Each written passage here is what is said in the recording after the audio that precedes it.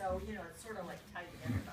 Okay, Sandra? I just want to add to the question of data. These are just what to the future concerns I have.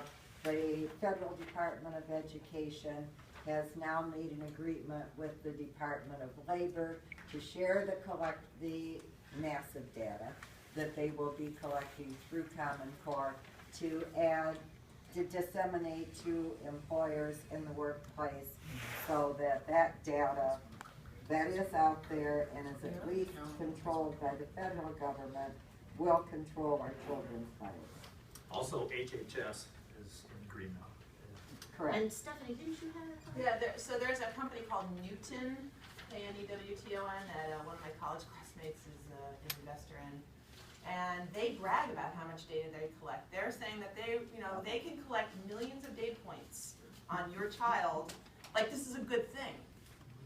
It freaks, like, it's very scary to me. Like, and they're saying, well, we could say, if your kid's taking a standardized test, that they should eat eggs for breakfast because they perform best in second hour after they've had an omelet. I mean, it's to that pinpoint scary. To the point of telling you how to parent your kid, really. Right? Like, what? You gave your kid cereal on a standardized test? Oh my God, it said eggs. So big data is a huge business issue. So we are now, it's the grassroots fighting the elite who think they should tell us everything, fighting the business community who clearly see, I mean, the more money we put into education, the more money is available for all these companies, plus and they realize why they're collecting a lot of this data too, is to then turn around and sell your kids. Right.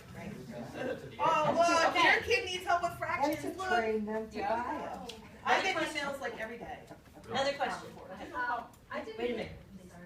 Go ahead.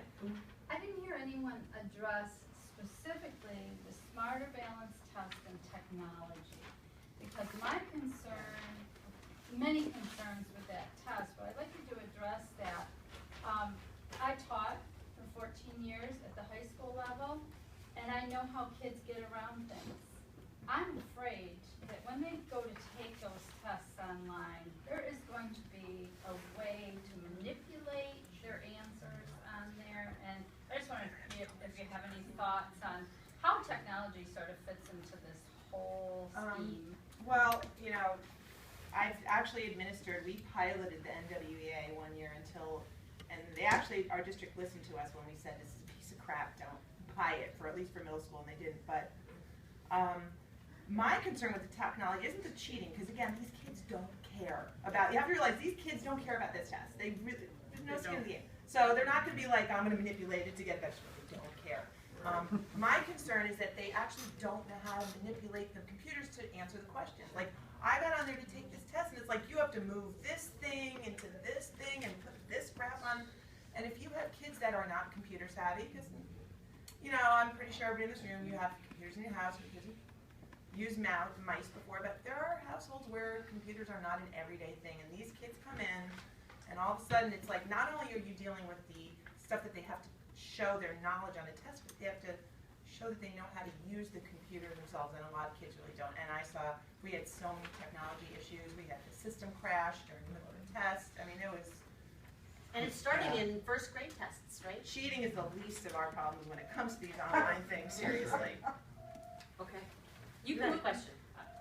I have so many of your issues really rang bells, because I've been involved in education for 35 years at least, and was on a school board, and I ran for state board in '86.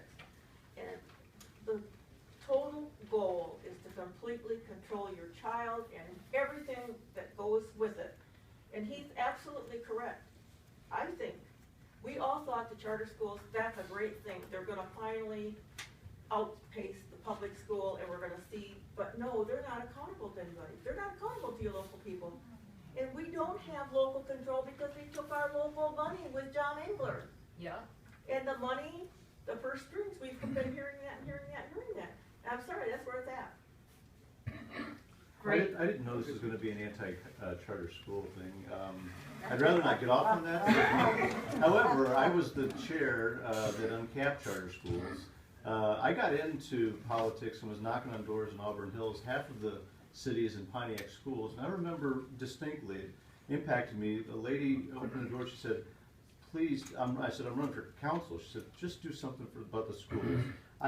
Every day my child goes to school and I worry for her safety, dreadfully worried every day. She was crying. And there has got to be, I think it's immoral to force parents to not give them a choice. That's right. So, I don't know what the answer is. Maybe, but you've got to, and a lot of them are failing, okay? So if they're going to a completely abysmal school and we just say, too bad, you got to hope that the district will charter a school and give an option. That ain't going to happen. I mean, I don't know what the answers are exactly, but I'll tell you that there are, for safety reasons, and if it's just a completely failing school, I think you've got to give options. I mean, I don't think But there's the any. problem. Anyway, I don't want to go Right, into. but no, I it's just- important, it's I an didn't know we were important gonna- issue, Nice because we're full talking about the robust coexistence of public and private, and the charter system in Michigan is broken. That's what you're hearing, it's not that it's a bad idea, No. we Well, can't I can get tell a you, there's Hillsdale kids, charter. there's kids in a we- charter school today that are getting a decent education that would have had a horrible, and has a safe environment that would probably have been beaten up yesterday. Yes, but So, I that's mean, not enough. Right, but They also, need- okay. but also How really does that what's help happened the though is that public there's school? become this narrative that, as Pat said, public schools are horrible. Oh my gosh, charter schools are the saviors, and that's become the narrative. And it's like, it's not. And if I were a parent in Detroit and my kids were failing, would I want options? Yes. But to me, that's a failure of whoever is in charge of that public education system. And that's what we should be looking at. And I think that it's like a false messiah with charter schools. Like, they're not the be all end all. They're not going to. They have a place. I'm not saying that all charters are bad, but as Melanie's saying, there has to be a coexistence and not a cannibalization. Nothing's the be all end all. There's 51 million kids in the public school system. If it's failing, it needs to be closed. If a charter school is failing, it needs to be closed. But you're saying this system's failing, and I'm saying I It is disagree. failing. Well, the educational standards in this country have been falling off the table for the last 10 years that Not I the know of. standards, the achievement. The achievement, I'm sorry, thank you. And I will argue that there are so many forces in this society that are beyond schools. Xbox, like, look at what our kids have to come home to school. We came up to school, you could go outside and play, or you could sit in your homework. Because after school is only your mom's soap opera, and And you weren't let's watching give those. them And an now they iPad have in like kindergarten. 8,000 things they could be doing. And it's really, I mean, to me, you're saying public school's a failure. I'm saying there's a whole societal shift that's happening that is causing Via the that public schools. that is just so big. No, I think she's right, I think it's unfair to blame the public schools. I don't. But as I blame the quoted people that run the earlier, public listen, schools. I quoted earlier, somebody else said it today. Good people fail in bad systems, and we have a bad system. And what we're here to do is to figure out how to fix the system so that we have this cooperative coexistence where all children are safe and well To educated. me, the common link is the government. You gotta get That's the right. government out of there. Absolutely. Okay. Parents need to get I have a question for Pat Problem Solver. I'm from Tuscola County. Vassar School District is going up for a $14 million bond. And I can see a partnership with a charter school, and I understand what you're saying about segregation, that if people go to the charter schools, we have like 4 parochial schools and a lot of homeschooling because they're not getting what they need in public schools. So that's new to me.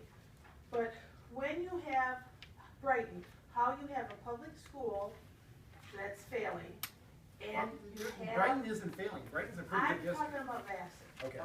When you have that, and you have to start a charter school, not that anyone has, and I like what you said about Hillsdale. Because I want to suggest this at the school board meeting Monday, I'll think it out. What grades are you starting, or considering starting with Brighton? Are you starting first, second, third? Are you taking high school, or the whole charter school for the people that may not fit in at Brighton and you want to move them to a charter school? Is that what you were All saying? right, so let me tell you what the plan is, Okay, please. Number one, it's K-12, okay, but we're Okay. gonna open K-10 but we only open full program K-6, 3 classes of each, K through 6, 7, 8, 9, and 10, only 1 class each, and I'll tell you why. Because the classical model is so structured, it's rigid, it's repetitive, and it has to build upon itself. It's from Hillsdale. And it's from Hillsdale. The reading, there's 8 of these open around the country right now. Reading goes up immediately with every new kid that comes in. Math is another thing because math is progressive. You have to build off the foundations. And I'm talking to the sheet. I don't want, if I step out of line, tell me. But what happens is there's remediation that has to be done with kids with math. That you have to go back and rebuild the foundations before they can go forward again. So that's going to take a little more time. But in our schools, let's talk about technology.